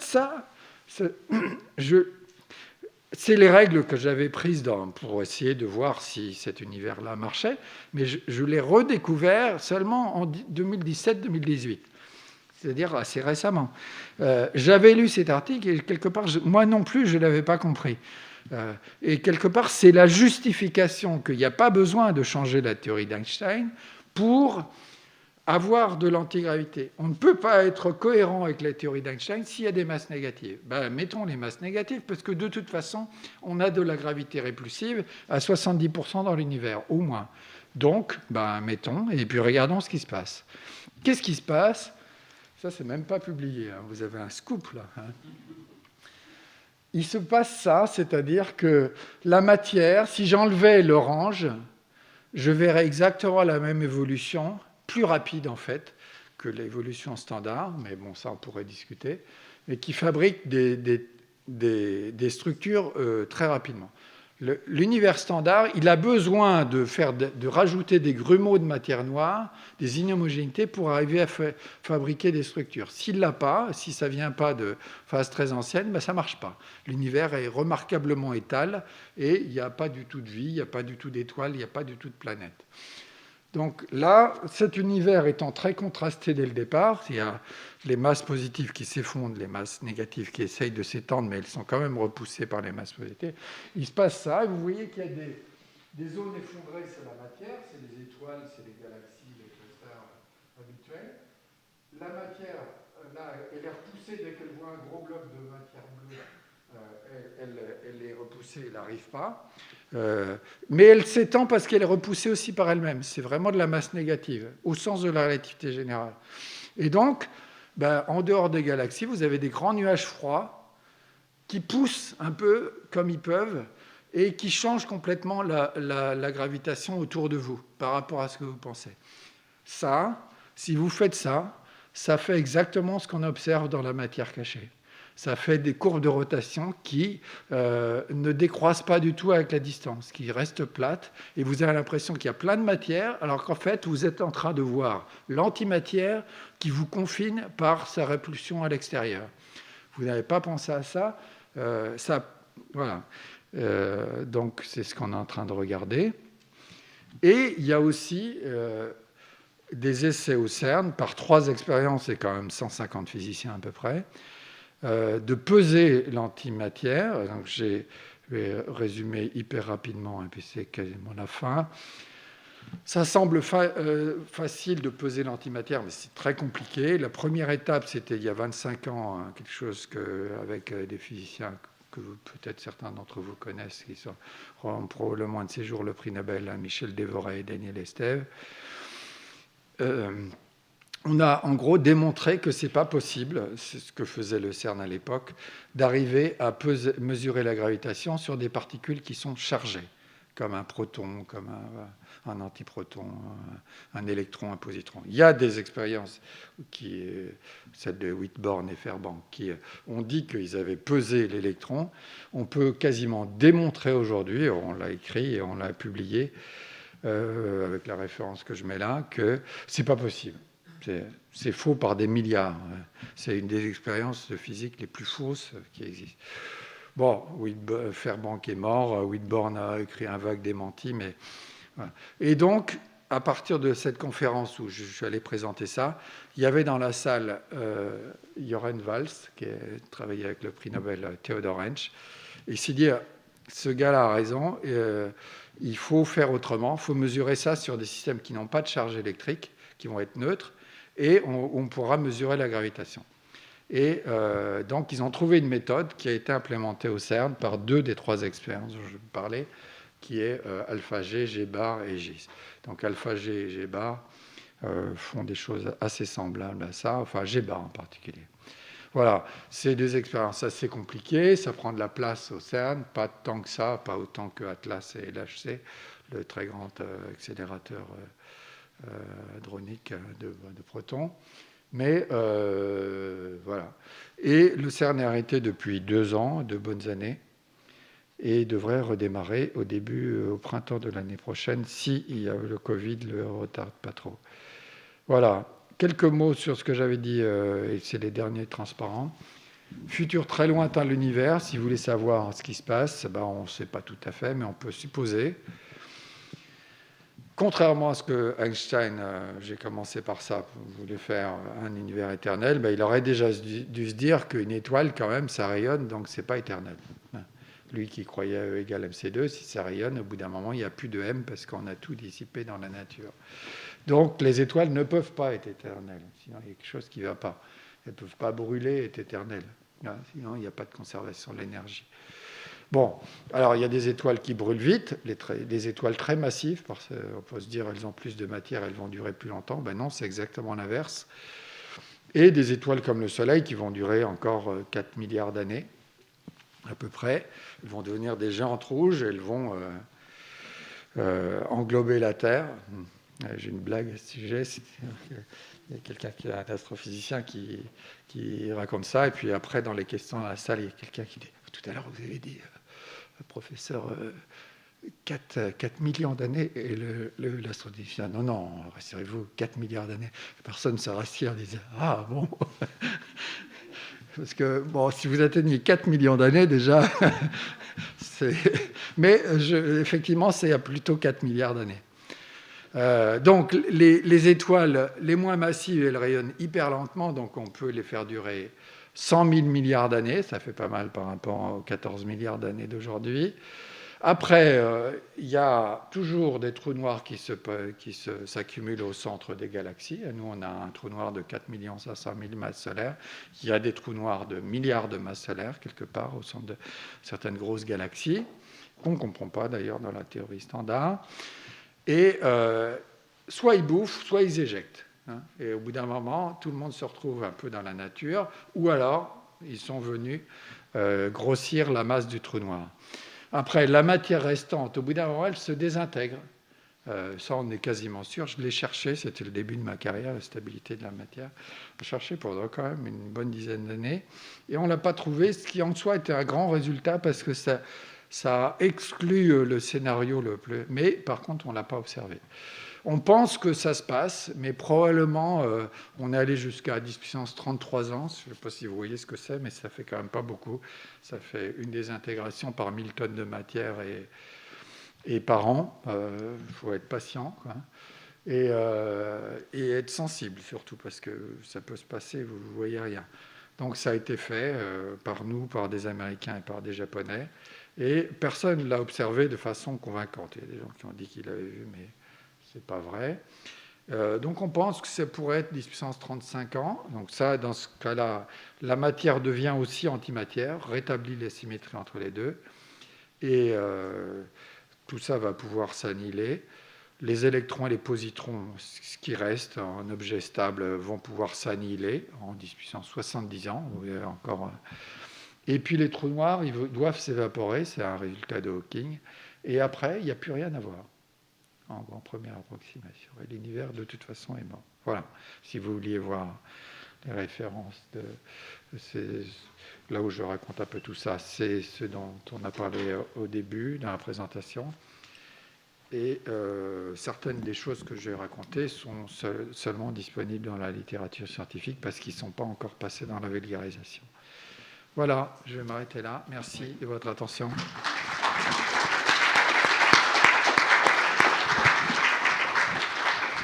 Alors, merci beaucoup pour cette conférence tellement dense qu'elle peut faire tourner la tête à ceux qui ne maîtrisent pas toutes les notions, mais où on peut toujours trouver du sens. Et donc, je vous propose de poser des questions. On va venir vers vous et vous présenter le micro.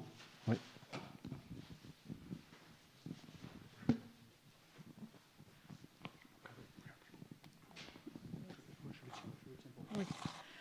Vous avez parlé d'énergie négative et de masse négative en disant qu'il y en avait dans la nature. Vous pouvez nous donner des exemples ?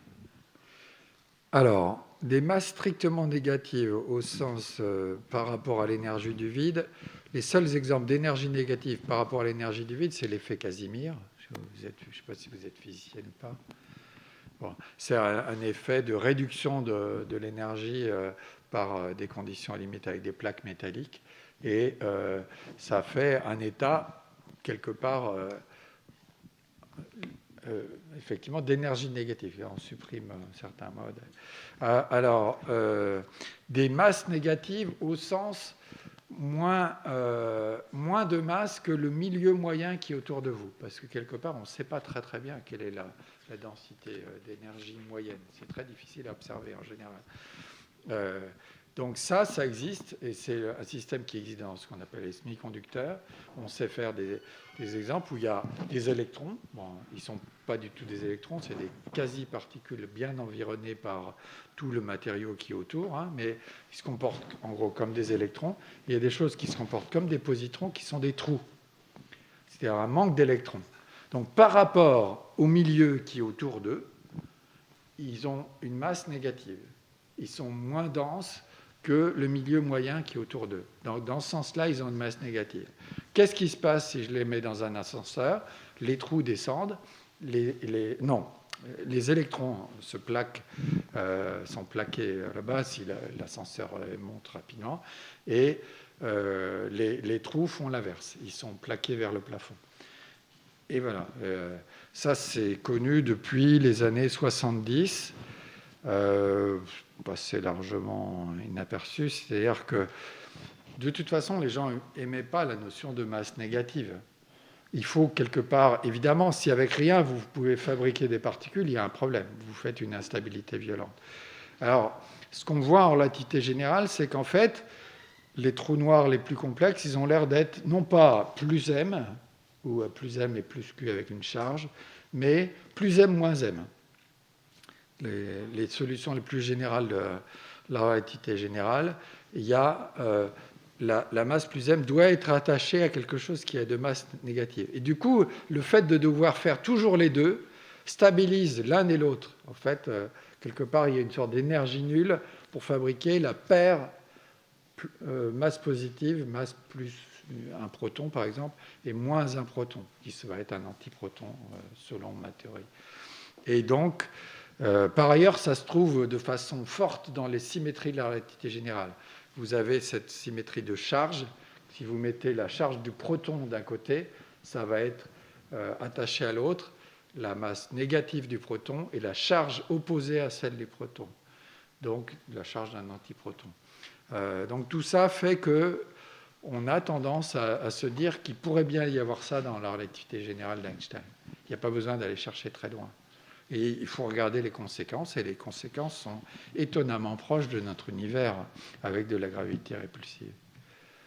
Il y a plein de tests qui marchent bien, et on ne comprend pas pourquoi. C'est étonnamment proche. Ouais.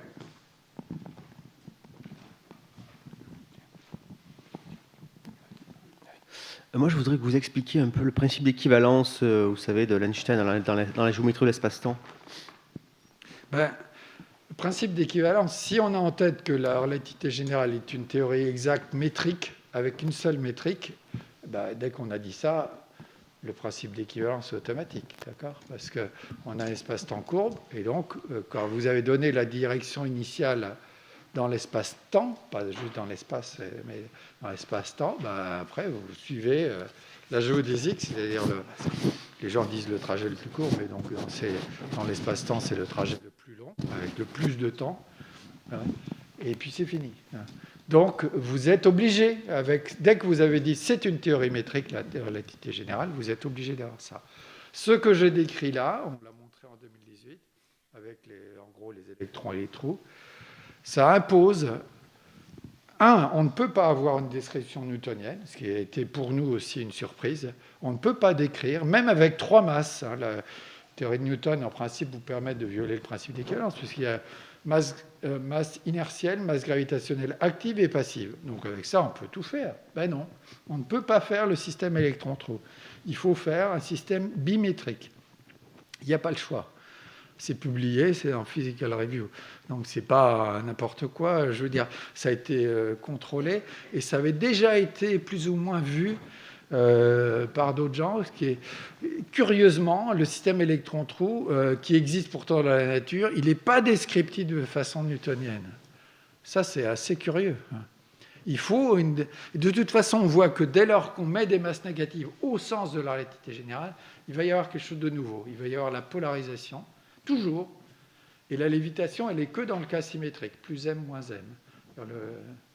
Si vous décalez un peu, vous mettez 1,1 kg et 1 kg, il va tomber pareil. Donc, il y a la polarisation, par contre, c'est-à-dire la tension dans le système, elle reste toujours. Dès lors que vous mettez des forces qui ne sont pas gravitationnelles. Si vous mettez des forces gravitationnelles, il y a une toute petite tension qui reste, mais en gros, il tombe toujours quasiment exactement de la même façon. Il y a un petit Renouet en plus, mais c'est pas... Alors les gens disent, je sais pas, comme Jean-Pierre Petit, le Renouet. Mais c'est une bêtise.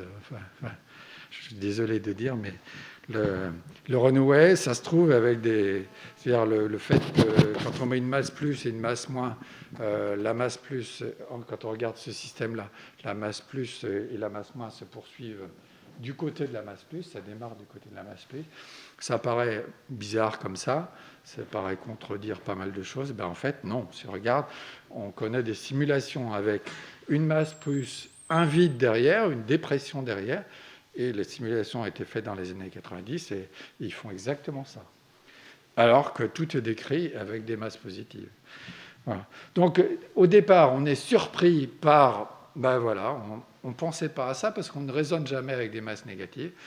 Quand on analyse la situation, en fait, il n'y a pas du tout de contradiction. C'est surprenant parce qu'on n'est pas habitué à penser comme ça. Mais autrement, le système est parfaitement raisonnable. Il a des lois très bien décrites.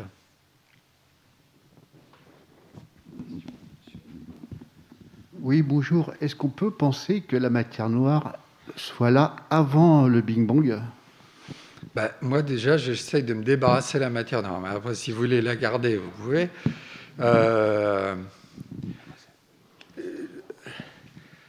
Avant le Big Bang, je ne sais pas très bien ce que ça veut dire. Il y a des gens qui font ça. Il y avait Gabriele Veneziano, qui était professeur au Collège de France, qui étudiait ça. Alors, qu'est-ce qu'on veut dire par avant le Big Bang ? Parce que si on fait un truc à symétrie sphérique, comme on le regarde généralement, c'est-à-dire quand on va vers le Big Bang, il ne peut pas y avoir... On traverse une singularité, donc ça n'a pas de sens de parler d'avant le Big Bang, parce qu'on passe par l'infini. On ne sait pas comment prolonger. Donc il faut quelque chose qui permette un peu un passage, une porte, un tube qui contourne un peu le Big Bang pour arriver à parler de l'autre côté du Big Bang, plutôt qu'avant le Big Bang. Personnellement, moi, j'y crois pas trop, mais avant le Big Bang, il y a déjà un problème conceptuel fort, c'est-à-dire comment fait-on pour contourner la singularité, la densité infinie qui a l'air de se passer à peu près au niveau du Big Bang. Qu'est-ce qui fait que la densité reste finie et qu'on peut parler d'avant le Big Bang ? Autre problème que je vous pose, c'est parler d'avant et d'après. Il faut aussi parler d'un truc qu'on n'a pas parlé du tout ici, et j'ai écrit un petit bouquin là-dessus qui s'appelle « Qu'est-ce que la flèche du temps ?» Même s'il peut y avoir des défauts dans cette expression, c'est l'entropie, c'est-à-dire le fait que l'univers il a l'air de s'user. Et comme j'ai dit tout à l'heure, au départ, il y avait plein de matière et d'antimatière, après, il y a plein de photons. Et à la fin, vous avez vu dans l'univers lointain, il n'y a plus que ça, donc il n'y a plus rien à voir quelque part. Quand il n'y a plus que des photons, il n'y a plus rien à voir. Il y a plein de désordres, mais il n'y a plus rien à voir. Il n'y a plus rien sur lequel s'accrocher. Les photons partent à l'infini et sont infiniment froids, et il n'y a plus rien à voir. Il y a par contre plein de désordres. Donc, si on parle d'aller avant le Big Bang, soit on a un Big Bang qui est parfaitement ordonné, parce que ça, je pense que je peux avoir une explication pourquoi on peut faire un état singulier et aussi parfaitement ordonné malgré sa température infinie.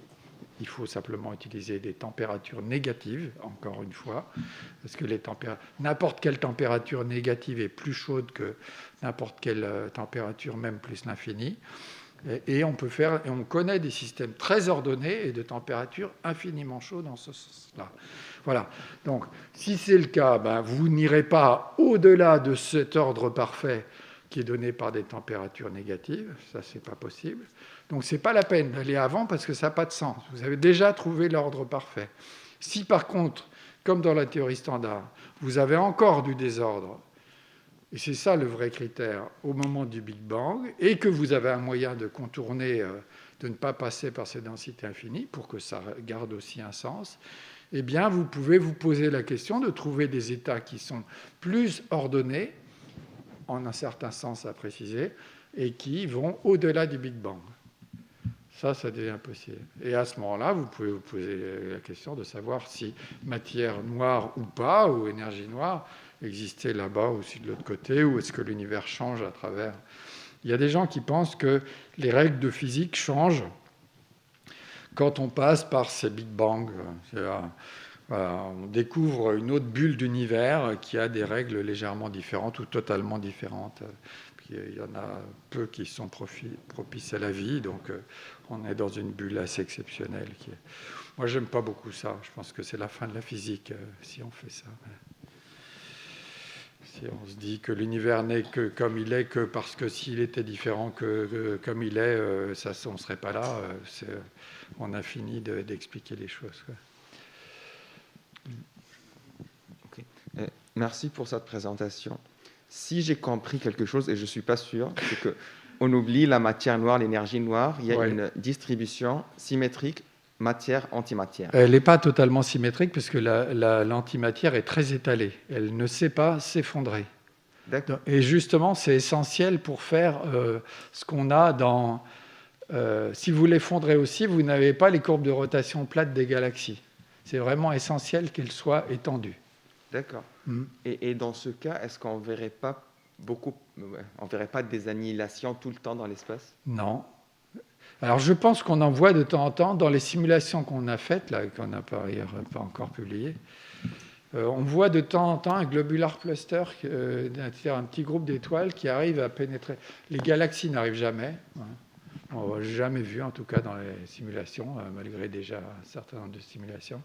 Par contre, effectivement, de temps en temps, on voit un petit globular cluster qui est poussé par une vague, un passage d'un gros machin autour de lui, avec son nuage d'antimatière, qui le repousse, et puis il a l'air de pénétrer un petit peu dans la zone d'antimatière. Et alors là, je ne sais pas ce qui se passe. Il développe autour de lui une toute petite bulle, parce que l'antimatière n'aime pas se trouver à côté de la matière.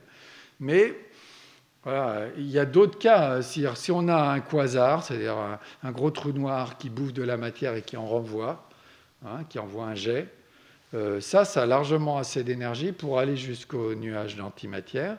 C'est des choses qui sont raisonnablement relativistes. Il n'y a pas besoin d'être relativiste pour atteindre l'antimatière. Les potentiels sont... Voilà, c'est une fraction de la masse assez faible. Et donc, il doit faire de l'annihilation. Alors, est-ce qu'on est capable de le détecter? J'ai regardé déjà un petit peu, j'ai posé la question à un des plus grands spécialistes français de l'astronomie gamma. Il y a quelques exemples de sursauts gamma qui ressemblent à ça, qui ont la bonne énergie, si vous voulez, pour si de façon contemporaine on fait de l'annihilation proton-antiproton, et puis hélium-antihélium, mais ça on ne verra pas. Ou proton, anti-hélium, des choses comme ça. Les gens ne font pas trop la différence. Mais c'est une bonne question.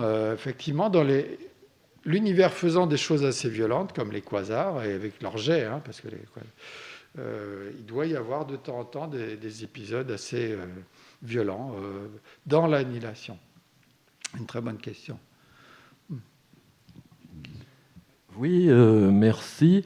J'ai cru comprendre que vous interprétiez la matière noire avec l'antimatière, mais est-ce que vous conservez l'énergie noire ou est-ce qu'également vous interprétez l'énergie noire avec l'antimatière? Oui, alors donc, entendons-nous bien, la matière noire disparaît, c'est le comportement au voisinage des galaxies qui devient celui qu'on observe, parce qu'on met de l'antimatière asymétrique autour des galaxies.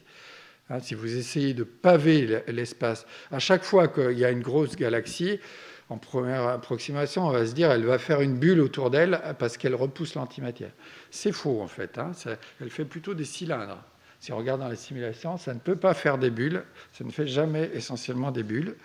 Et ça fait des cylindres. Du coup, le fait que ce soit des cylindres explique pas mal de choses.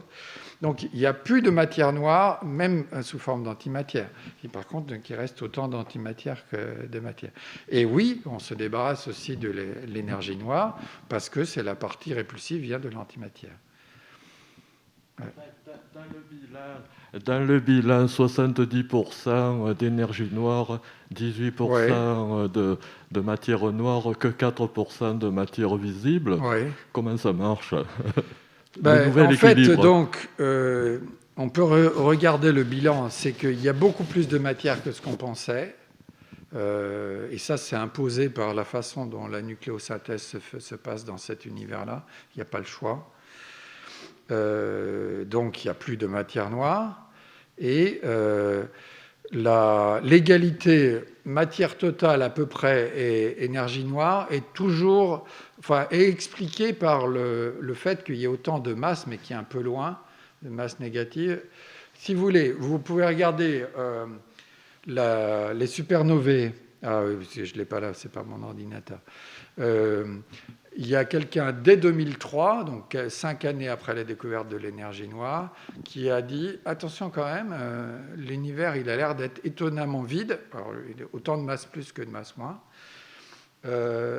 Parce que dans ce cas-là, si vous prenez l'univers, quasiment l'univers standard, 72% d'énergie noire, eh ben, cet univers, votre univers que vous appelez l'univers standard, il colle pratiquement exactement à la façon dont la lumière a l'air de s'atténuer, entre guillemets, c'est peut-être pas une très bonne expression, enfin disons de...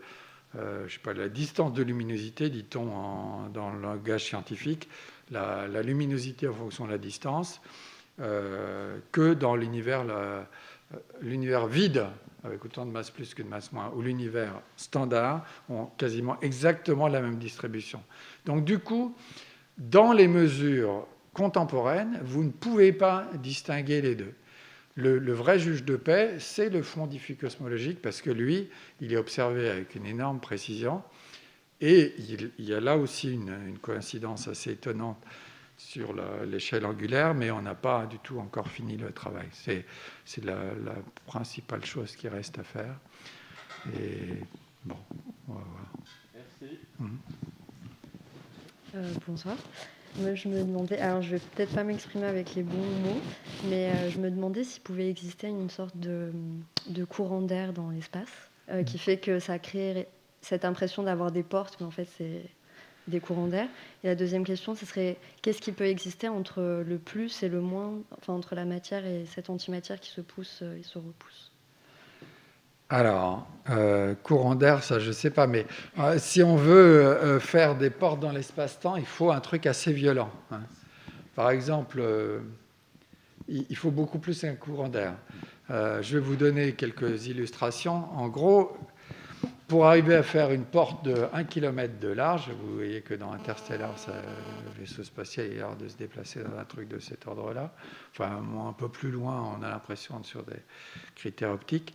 Il faut de toute façon, en masse positive ou négative, plus, très probablement, surtout si vous propagez assez loin en tube, hein, et ça fait des secondes lumière qui passent, donc c'est assez énorme. Il faut, par unité, par seconde lumière, il faut une masse solaire, typiquement, même plus, hein, ouais. Ça va être des milliers de masses solaires. Et parce qu'en gros, une masse solaire, c'est 3 km. Donc 3 km, ça fait 10-5 secondes. 10 microsecondes. Donc dès que vous voulez faire une porte qui dure par exemple 1 seconde, il faut un paquet de matière pas possible, quoi. Enfin, de matière exotique en tout cas, enfin, de cet objet, on ne sait pas très bien ce que c'est. Et vous voyez que si vous essayez de le faire, alors j'arrive plutôt à votre deuxième question, avec un truc qui se repousse lui-même, vous pouvez faire des petits blocs, hein, parce qu'avec les interactions électromagnétiques, les forces atomiques en particulier et moléculaires ne sont pas du tout négligeables. Vous pouvez faire des trucs de l'ordre de la masse de la Terre. Si vous ne perturbez pas du tout le système, vous pouvez faire une Terre en antihydrogène. En antihélium, ça va déjà être beaucoup moins que la Terre, parce que les interactions intérieures de l'hélium sont très faibles. Et puis au-delà, vous n'arriverez pas probablement. Mais dès que vous allez le perturber un tout petit peu, il va faire, je ne sais pas si vous avez eu la piscine quand la gravité devient zéro dans Passengers, dès que ça part dans tous les sens, quoi. Et la moindre perturbation, là c'est pareil, hein, ça va être un objet extrêmement fragile. Donc, on peut faire, c'est pas exclu. D'ailleurs, ça pose la question de comment est cet antihydrogène. L'antihélium, il est quasiment sûrement sous forme atomique pour la raison que j'ai dite, mais l'antihydrogène, il pourrait être sous forme moléculaire. Dans ce cas-là, on aurait beaucoup de mal à le voir. Alors, si vous avez un jet de matière, c'était la question de tout à l'heure, qui pénètre, il va finir par rencontrer des gouttelettes, hein, donc il va faire aussi des annihilations, mais assez compliquées, parce que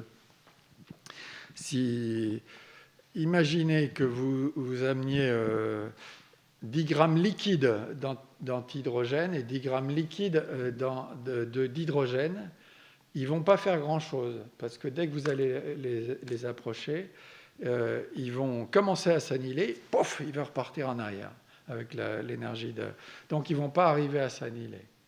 C'est ce qu'on appelle la caléfaction, c'est-à-dire que quand vous balancez sur un sol comme ici, vous balancez de l'eau, ça mouille tout. Vous balancez de l'azote liquide, ça roule.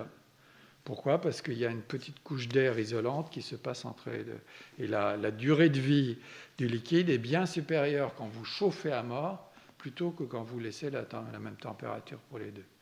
C'est parce que ça crée un système isolant.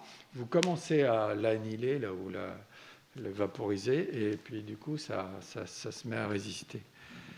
Donc, je ne sais pas trop. Hein. C'est un peu compliqué. On n'est pas encore tout à fait là. Hein. Question ici. Il faut que vous mettiez votre masque. Oui, bonjour. Bonjour. J'ai deux questions. La première, je me fais une image de l'espace-temps, de la courbure, qui est positive avec la masse qu'on connaît. Ouais. Donc ça crée une courbure positive.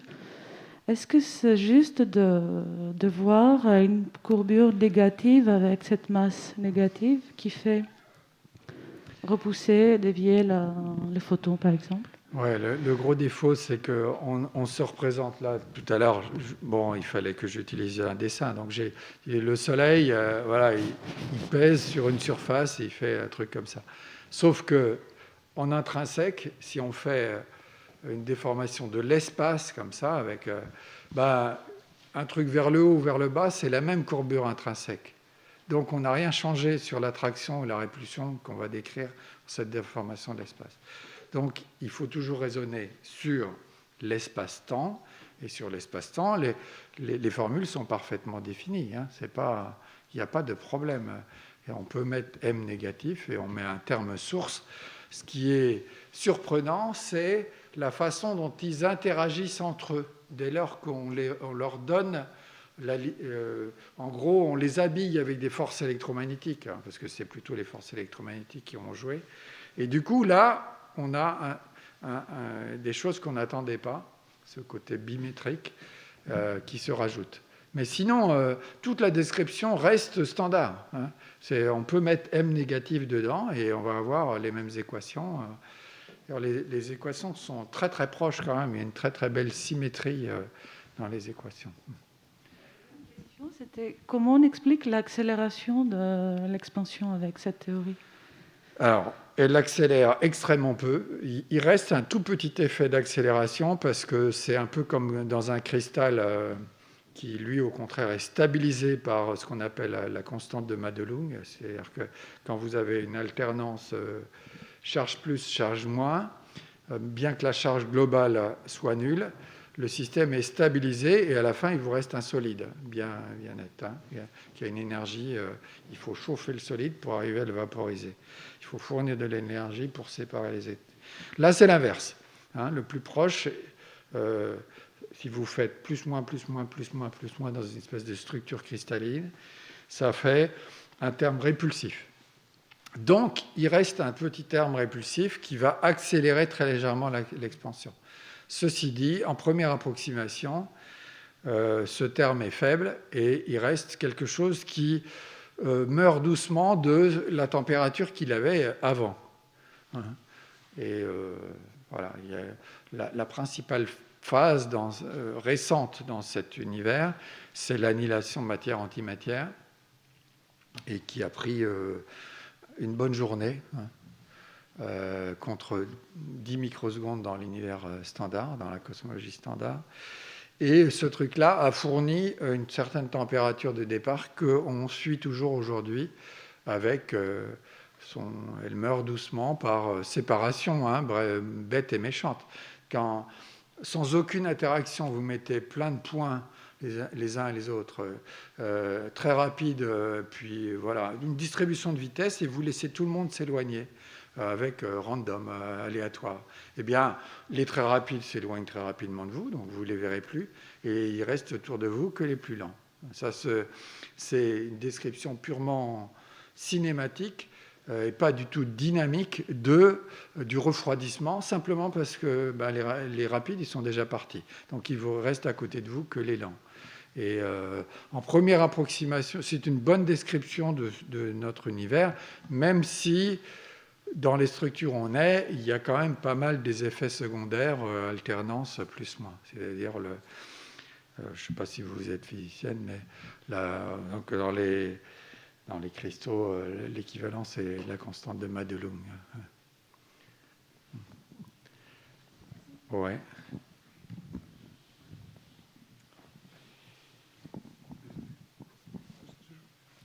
Moi, j'ai une double question. En fait, première question, c'est revenir sur ce que vous avez dit tout à l'heure. C'est quoi, en fait, qu'est-ce que représente la matière noire par rapport à l'énergie noire?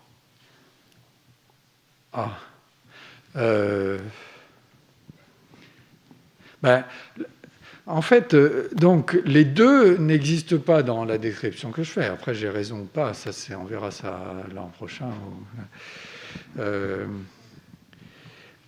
Mais dans ce que j'ai décrit, ni l'un ni l'autre, matière noire et énergie noire, n'existent. Matière noire, c'est-à-dire les courbes de rotation, vous savez qu'il y a des gens qui disent « mais non, de toute façon, il n'y a pas de matière noire, il y a une modification des lois de Newton aux faibles accélérations ».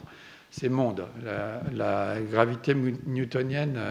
On est en train d'étudier ça, et il est absolument étonnant, fascinant de voir que ça donne exactement ça. Vous mettez les masses plus, les masses moins, vous regardez la façon... Oui, vous vous dites, en fait, quelqu'un, il va jamais voir l'antimatière, tant qu'il ne sait pas que c'est là. Hein. Donc, lui, il regarde juste ce qui brille. Comme des enfants qui voient des brouillards. Voilà. Donc, il regarde les étoiles, les nuages de gaz et il se dit, voilà, il n'y a que ça dans mon univers. Il essaye d'interpréter la gravitation avec ce qu'il voit, les étoiles, ce qui rayonne, ce qui interagit de façon électromagnétique. Et il se dit, mais est-ce que les lois de Newton vont être modifiées? Et en fait, vous savez qu'il y a ces nuages d'antihydrogène qui repoussent à l'extérieur. Vous regardez ce qui est donné par la simulation comme accélération supplémentaire, et ça fait exactement ce que les gens de monde disent. Donc là, eux, explicitement, ils se sont déjà débarrassés de la matière noire, ils n'arrivent pas, ils n'ont pas de théorie.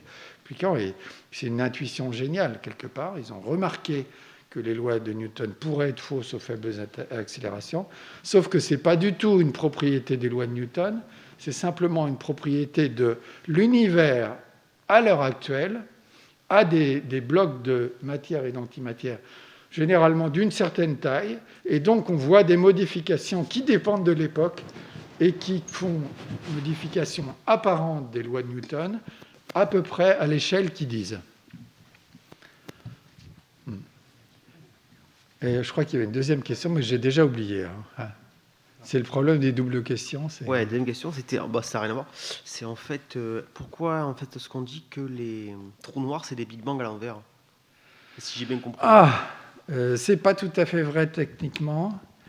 Alors, il y a le Big Bang, c'est une singularité passée, mais c'est une singularité qui est là partout pour tout le monde, uniformément dans l'espace, d'accord? C'est ce qu'on appelle une singularité de Ricci, c'est-à-dire qu'il y a plein de matière, et c'est à cause qu'il y a plein de matière que le champ gravitationnel et les conditions divergent. Le trou noir, par contre, c'est quelque part, le trou noir, c'est de la masse sans qu'on ne voit jamais rien, une fois qu'il s'est formé en tout cas, et c'est ce qu'on appelle la courbure de Weyl.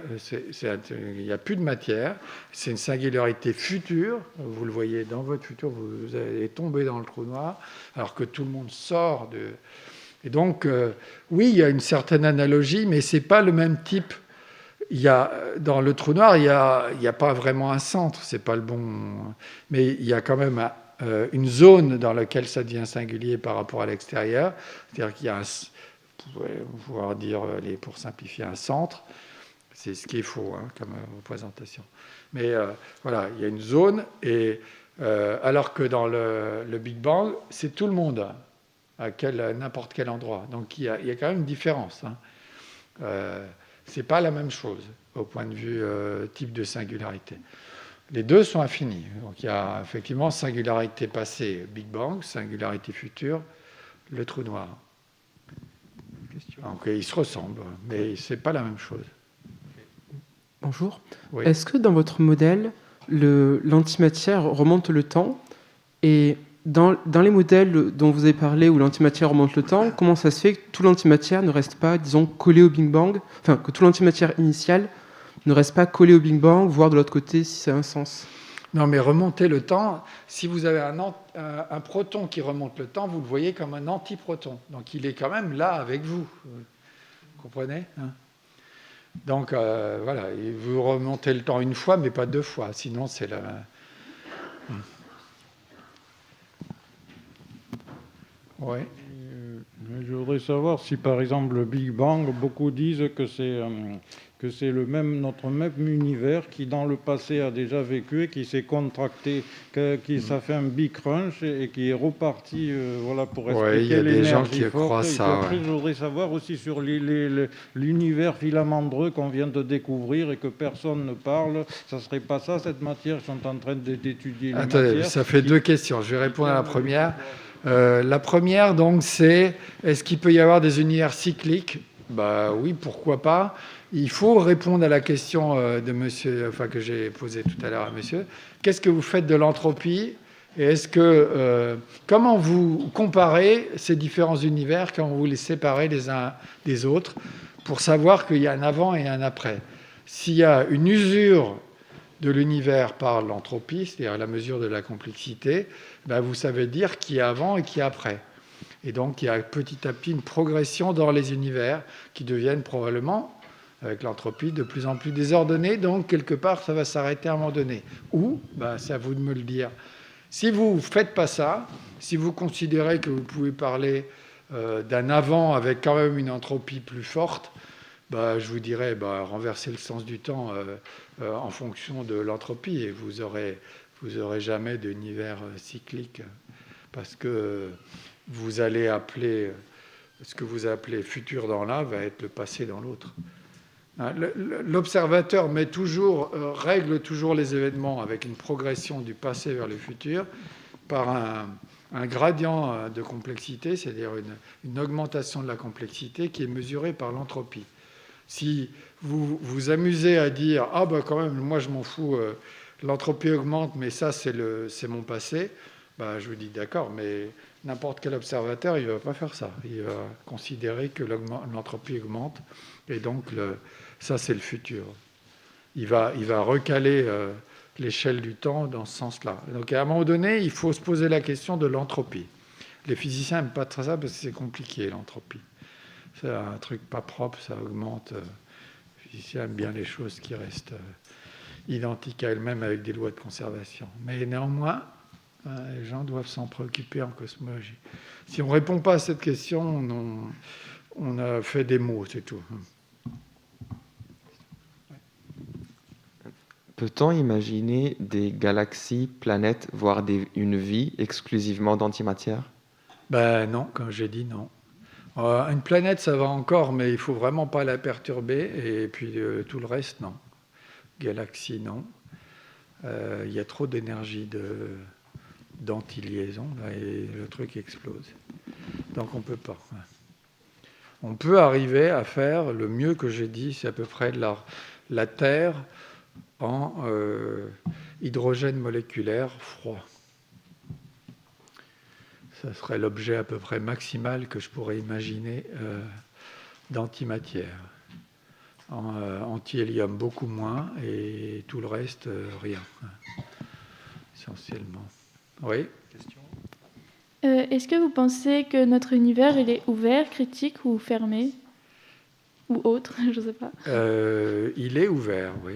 Dans ce modèle-là, il est complètement ouvert. Il est quelque part d'énergie et de masse nulle, et donc il n'est pas du tout ni fermé, ni critique.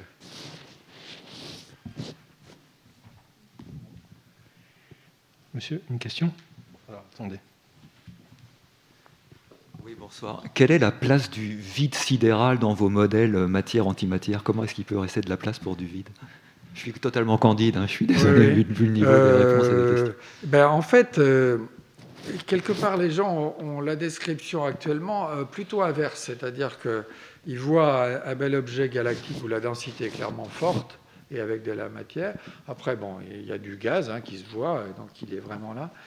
Et dans l'univers que je décris, et après, il y a une zone qui est vraiment, quasiment vraiment vide. Mais vous l'interprétez comme de la matière avec une densité assez élevée, parce que l'antimatière autour est asymétrique et pousse de façon à augmenter la gravité au centre. Quand vous faites le calcul, c'est ça qui apparaît. Et donc, c'est assez bizarre. Si vous aviez une symétrie sphérique, ça ne marcherait pas. Et en fait, comme on essaye de paver un univers, en gros, par des cubes, avec des sphères, il y a des nuages forcément asymétriques d'antimatière, et ça fait ça. Ça fait la phénoménologie de la matière noire. Donc, du coup, j'ai oublié ce que je voulais dire. Reposez-moi la question, c'est... Non, mais est-ce qu'il y a encore une place pour du vide dans ce modèle très complémentaire matière-antimatière? Donc, il y a du vide, mais par cette zone qu'on n'attend pas, qui est ce que j'appelle la zone de déplétion, c'est-à-dire la zone où la matière a déjà du mal à aller. Bon, elle peut y aller si on la secoue. Et puis, l'antimatière froide, sauf si vous la secouez aussi, peut vraiment pas aller, parce qu'elle est exclue par elle, de toute façon, elle est froide, elle bouge pas beaucoup en général, sauf si on la perturbe par le passage d'un gros objet. Et donc, il y a vraiment une zone assez vide. Et ce que vous voyez pas, les zones qui, dans la cosmologie actuelle, sont vues comme étant vraiment... Il reste du gaz, mais c'est très, très, très peu dense. Ces zones-là, elles sont au contraire plus denses que les gens pensent, à peu près 15 fois plus denses, et remplies d'antimatière, autant que de matière. Et donc, elles sont à l'extérieur, dans les zones que, conventionnellement, vous allez dire, ça, c'est le vide vraiment intersidéral, intergalactique, d'hyper basse densité. Ben non, elles ne sont pas de basse densité. Mais ça veut dire concrètement, si on imagine des voyages intersidéraux, intergalactiques... Intergalactique, ça va devenir dangereux. Il y aurait des espèces de canaux de circulation. Oui, de toute façon, vous avez de la chance. Au début, je disais aux gens, mais non, c'est exclu dans cet univers-là d'aller de galaxie en galaxie. On a écrit un bouquin sur le paradoxe de Fermi, d'ailleurs, si ça vous amuse. Donc, pourquoi est-ce qu'on ne voit pas les extraterrestres, alors que si on fait un calcul de probabilité, il devrait y en avoir pas mal à l'instant donné dans la galaxie qui a 240 milliards d'étoiles. Donc, si on regarde la configuration, il y a toujours des passages, à la fois les nuages d'antihydrogène et la matière avec ces tubes de vide autour. C'est des tubes plutôt que des sphères. On peut toujours passer quasiment à l'infini. Donc voilà, si vous voulez vraiment voyager... vers la galaxie lointaine, ça sera probablement possible. Ça va quand même être difficile. Bon, merci pour vos paroles. Le boson de Higgs est postérieur au Big Bang. Je ne sais pas ce que ça veut dire, mais ouais. Ah bon. Le boson de Higgs, déjà, en tant qu'objet conceptuel, c'est quand même un truc bizarre. Vous mesurez sa masse et il est censé donner la masse à toutes les particules. C'est quand même un objet un peu inachevé, vous êtes d'accord? Alors, le boson de Higgs, on a utilisé des analogies de physique des solides ou de physique de l'état condensé. C'est une analogie de physique de l'état condensé. Ce n'est pas un objet fondamental en soi.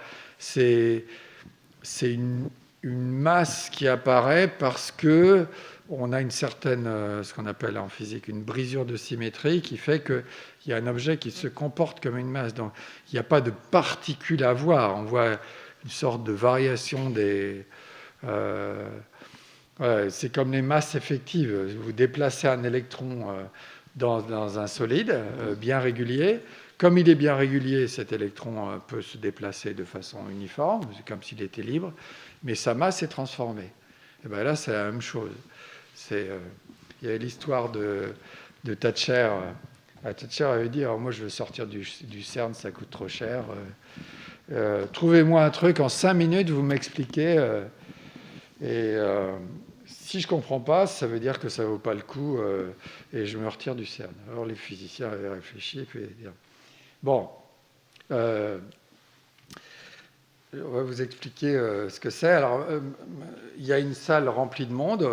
On vous attend, Madame la Première ministre, et vous rentrez dans la salle et il y a un attroussement se fait autour de vous, et donc vous avez une masse effective beaucoup plus grande. Vous vous déplacez beaucoup plus lentement que si vous étiez libre de vous déplacer dans la salle. Et alors, c'est ça, boson de Higgs? Non. Boson de Higgs, c'est pas ça. Il y a une rumeur que vous êtes rentré dans la salle et les gens se dirigent vers la rumeur et ça fait une masse, et c'est ça le boson de Higgs. Et expérimentalement, la Grande-Bretagne est restée au CERN. Je ne sais pas si l'analogie était bonne, mais... Et en fait, c'est une assez bonne analogie. Je suis partiellement l'inventeur de cette version de l'histoire.